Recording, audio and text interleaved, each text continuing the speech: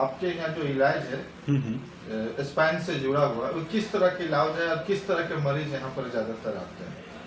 Okay, ये central institute of spine rehabilitation and orthopaedics पूरे ही eastern India में ये पहला ऐसा संस्थान है जो डेडिकेटेड स्पाइन के लिए, ऑर्थोपेडिक्स के लिए, ब्रेन के लिए अलग से बनाया है।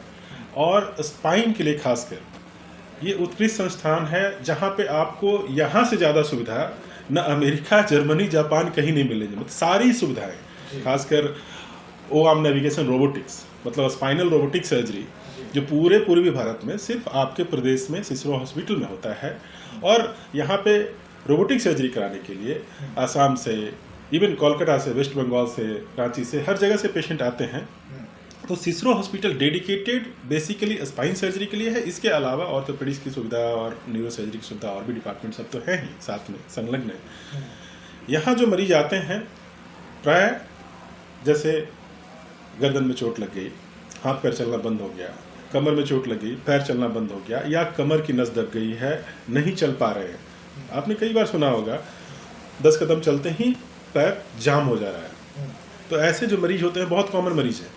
कमर में दर्द है, पैरों में जा रहा है, साइटिका हो गया है, पैरालिसिस मार दिया पैर में, पेशाब पैखाना भी बंद हो गया है, या गर्दन में नस ब्लॉक हो गया, हाथ पैर चलना बंद हो गया है। तो ये जो आप नॉर्मली पैरालिसिस या लकवा समझते हैं, या तो इनके लिए ये उत्कृष्ट संस्थान बनाया गया है जहाँ पे आपको वर्ल्ड की वो हर सुविधा दी गई है जो मौजूद है कहीं भी। Endoscope, microscope, robotics, neuro monitoring, Midas Rex, micromotor drill system, complete system जो बेस्ट टेक्नोलॉजी अवेलेबल है वर्ल्ड में कहीं भी, वो आपके बिहार में है।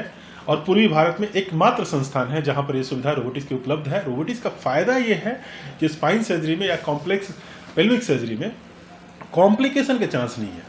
कॉम्प्लिकेशन 0% है, नियरली 0% है। That is the best side of this centre and spinal robotics.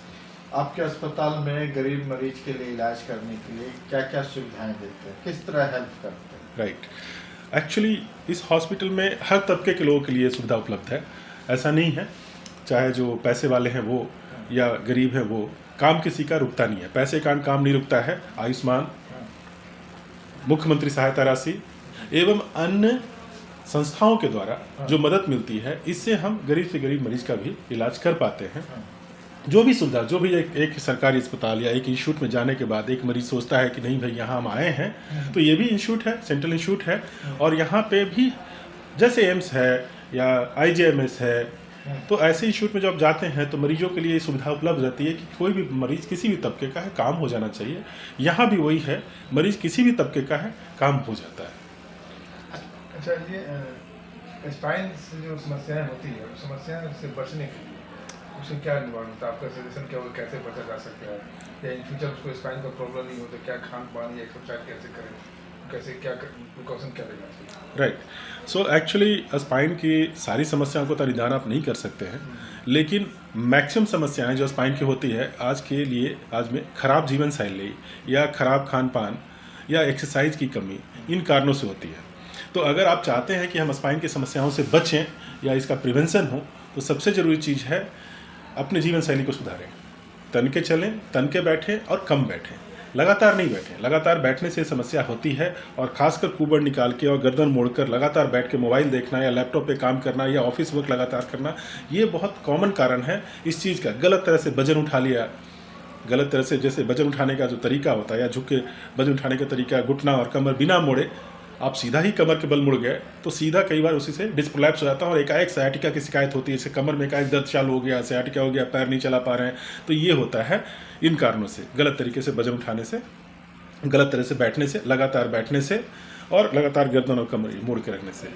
ये तो एक कारण हुआ जीवन शैली। दूसरा कारण है खान पान में कैल्शियम की कमी, विटामिन की कमी, प्रोटीन की कमी, जिससे कि कमर की हड्डियाँ आपकी कमज़ोर हो जाती हैं, खोखली हो जाती हैं, तो कमर में वो ताकत नहीं मिलता है, बल नहीं मिलता है, तो आप मरीज़ झुकता चला जाता है। जो देखते होंगे बुढ़ापे में कुबड़ की समस्या जो होती है, तो ये स्पाइन की समस्या का दूसरा कारण है, जिसको degenerative spine and osteoporotic spine जो ये सब होता है because of deficiency of minerals या प्रोटीन्स, तो ये चीज़ें होती हैं इनमें। तीसरा जो कारण है लैक ऑफ एक्सरसाइज।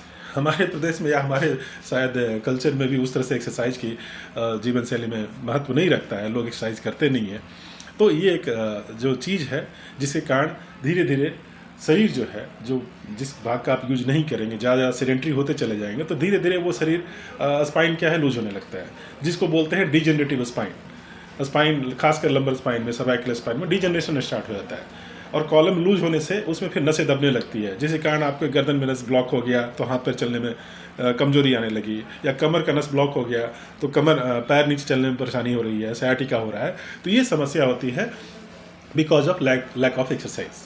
अच्छा, लॉन्ग ड्राइव, बाइक से जो लॉन्ग ड्राइव करते हैं या रोड की जो बनावट होती है, वो भी एक रीजन है क्या कि स्पाइन को? बिल्कुल रीजन है। अगर आप बाइक चला रहे हैं और बाइक पे तन के नहीं बैठ रहे हैं, बाइक पे आपने कुबर निकाल के बैठे और ऐसे जगह पे ड्राइव कर रहे हैं जहाँ पर बहुत हचके लग रहे हैं, बहुत उछाल हो रहा है, तो सीधा लोड चला जाता है स्पाइन पे।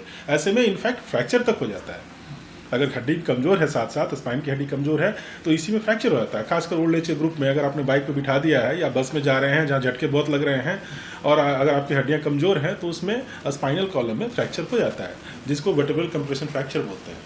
तो लास्ट सवाल ये रहेगा कि क्या बुढ़ापे में कोई लंबे आदमी जो है, 6 फीट के या 6 फीट ऊपर है, उनकी झुकने का चांस ज़्यादा होती है क्या, लंबे होने की वजह से या विटामिन मिनरल्स की कमी?